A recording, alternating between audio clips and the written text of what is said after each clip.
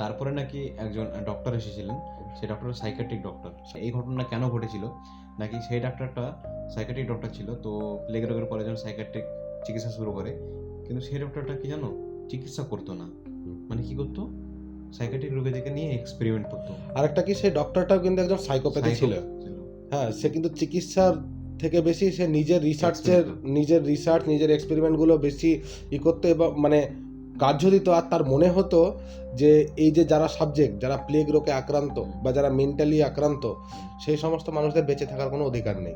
কথিত আছে বলে শোনা যায় যে ওই দ্বীপ সম্বন্ধে, যে ওই ডক্টর মানে ওই নিজের এক্সপেরিমেন্ট করতে গিয়ে বহু লোককে মেরে ফেলে, এবং এই যে বলেছিল না হাজার হাজার কঙ্কাল দেখতে গেছে এরকম টাইপের কিছু, তো অনেক লোক যখন মেরে ফেলে, তো সেই লোকগুলো পরবর্তীতে যখন ভূত হয়ে বা সেটা হয়ে সেই ডক্টরকে কিন্তু মানে পিছনে লেগে যায়, এবং সেই ডক্টর একটা সময় এমনই হয়ে যায়, সেই ডক্টর নিজেও মারা যায়।